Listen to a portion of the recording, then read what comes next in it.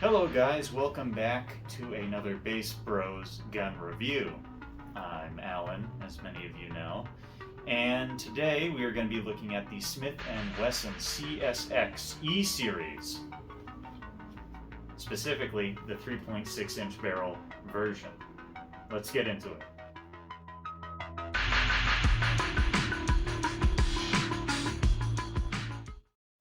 For those of you who don't know what the Smith and Wesson CSX is, it is a 9mm double stack, single action hammer fired pistol. It is the hammer fired brother of the Smith and Wesson Shield Plus, which is a striker fired pistol, and it is quite popular in comparison to this pistol. Some notable features about this pistol that set it apart from a lot of others on the market is obviously that it is kind of a 1911 style pistol, but in carry size.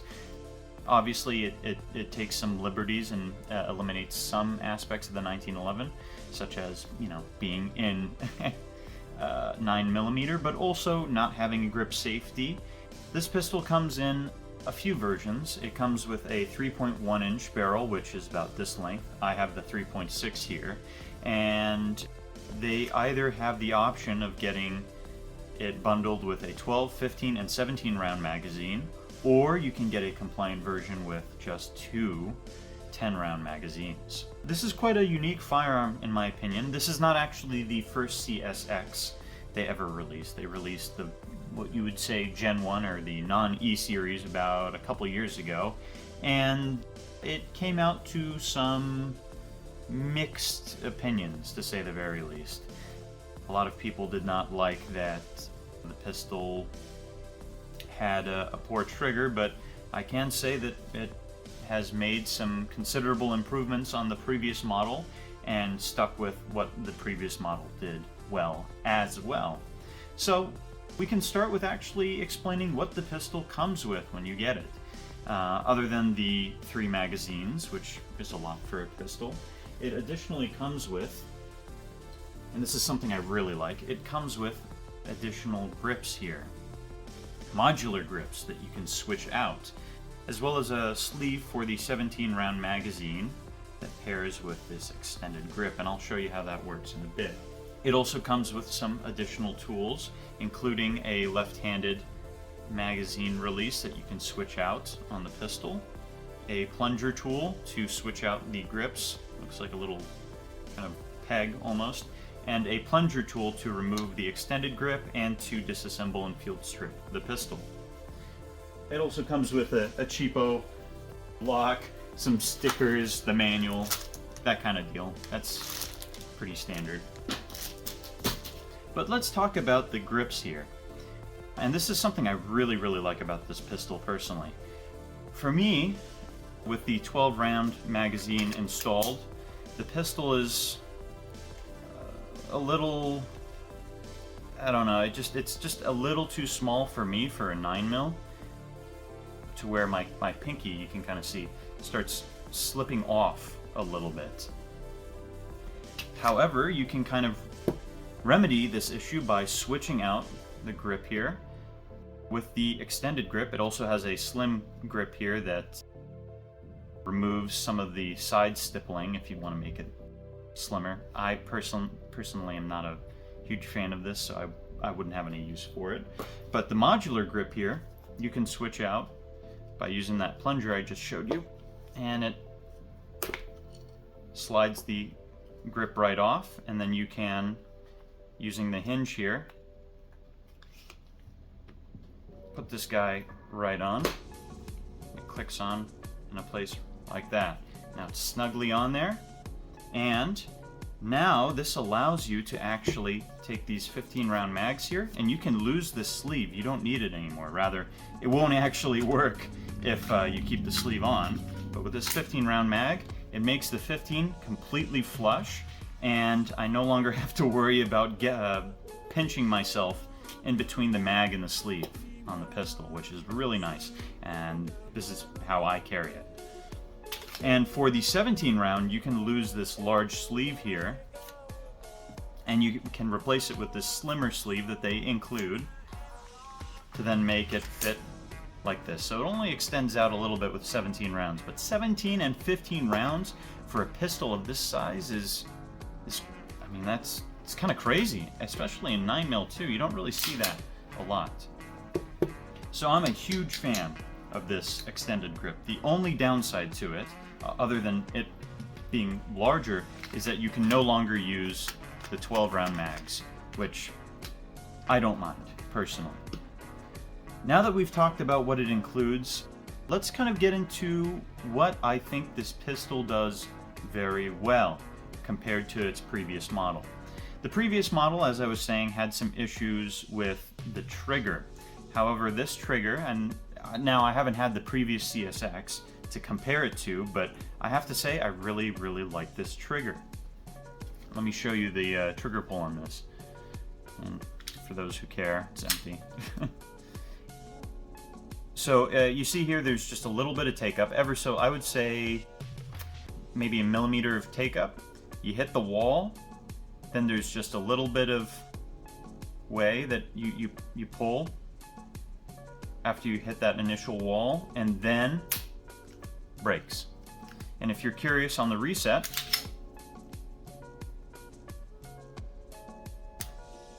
very light reset, very small amount of reset. I'm thinking millimeter and a half of reset. So you can really, there's not much here that you pull for it to go off, and not much for it to reset. You can fire this pistol really fast. And I think it's got about 4.5 pounds. I don't have something to test it, but I really like the trigger. I don't know what else to say. Ambidextrous, and I wasn't mentioning this earlier, some other features of it. Ambidextrous safety, 1911 style safety. Hard to flick on, or rather you have to break your grip to flick on the safety, but to flick it off, you don't have to break your grip at all, which is what's important to me. Additionally, the option to have an ambidextrous magazine release as well as an ambidextrous slide catch allows left-handed shooters to have this pistol without any issue and no handicaps whatsoever.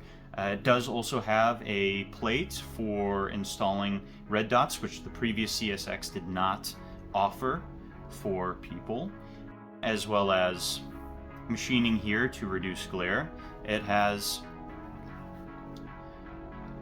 white dot sights.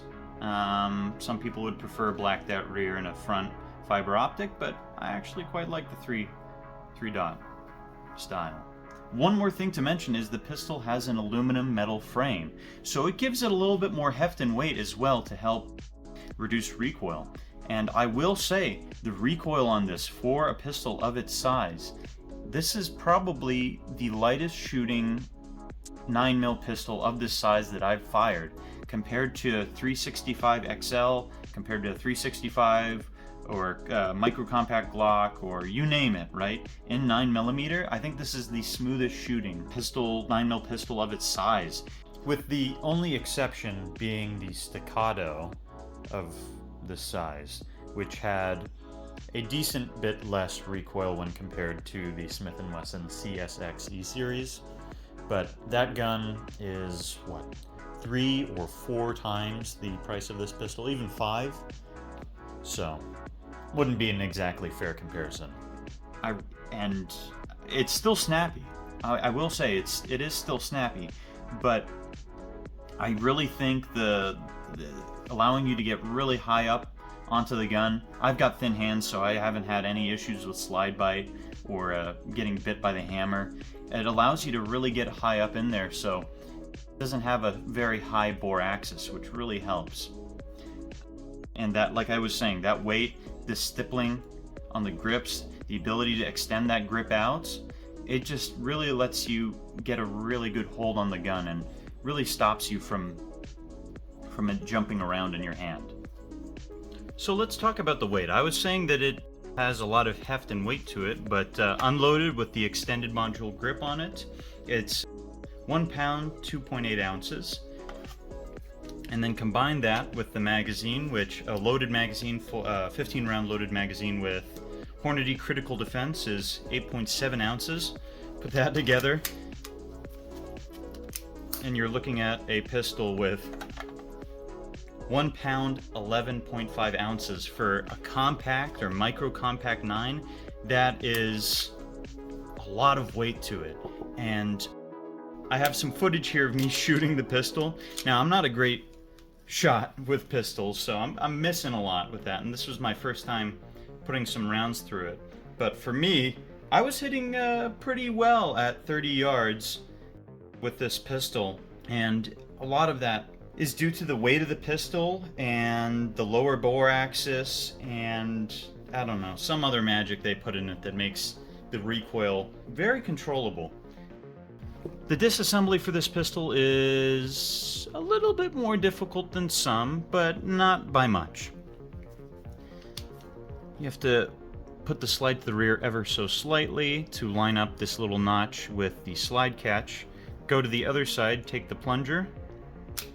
Oh shit. There we go. And I just shot it out onto the table, but then the entirety of the pistol slides right off. And then you have your spring, your barrel. Let me find where that catch went off to. There we go. And putting it back together is just as easy. It's actually easier than disassembly, in my opinion. You just line that notch up. There we go. And it's back together. I will say that there are a few things that I'm not a huge fan of when it comes to this pistol. One of them is that when you take off the red dot plate, you have to also take off the rear sight. It's held in when the plate is put in place. When the plate comes off, it's just loose and it'll come right off. And you need that room to be able to put the red dot on there. I personally like the ability to co-witness, but I know this platform is incredibly small and I don't know how they would have been able to keep the rear sights on, so only a minor gripe. I'm just trying to find things to complain about on this pistol. Personally, and this is nothing wrong with the pistol, it was designed as a single action. I would really like to see them make a double and single action with a safety decocker. I would love that if they ever made that. Some other negatives to mention are that when I got this pistol, it does really have a break-in period, I would say. When I first got it, the slide catch was really stiff and gritty. It is no longer. The safety was really stiff and gritty. Took maybe 20 or 30 times of doing this for it to loosen up and to no longer, you know, just feel off, I guess. Same thing with the hammer. The slide is also a little, if you hear that, it still needs a lot more rounds to break in, it sounds like. And when I was cleaning it, I noticed that there was some lathe marks were being shaved off from each other. Normal on a lot of pistols. Just thought I would mention that this does have a significant break-in period, especially for that slide there, if you can hear that. So I've only fired about 200 to 300 rounds through it, and most of it feels broken in. Just that slide probably needs a few hundred more rounds for you to no longer have that kind of gritty feeling and sound. Other than that, I mean, the slide is pretty easy to pull back. And like I said, a lot of my gripes about this pistol were nothing wrong with the pistol necessarily, rather just design choices that I knew were not going to be my absolute dream gun when getting it, and that's no fault of the pistol whatsoever. It's just how the pistol was made. For the price of this pistol, which I got this pistol for $600. For $600, what you get is a lot. It runs reliably and well. I had zero issues in the 200 to 300 rounds I put through it. I actually enjoy shooting this at the range, and most of my carry pistols or carry pistols I've had in the past, I've had a hard time enjoying shooting them at the range. So you could actually use, go plinking with this, and it could be a good bit of fun. and as a carry pistol, it's quite slim. I mean, it comes with so much, and I highly recommend this to anyone who likes hammer-fired single-action pistols, or even some people who prefer double-action, single-action. You might actually like this pistol as well, and I highly recommend it for $600. I know the MSRP is $699. I got it for $600. The price will go even lower probably. I highly recommend this pistol. Thank you guys for watching this video, and I'll see you in the next one. Keep on gaming.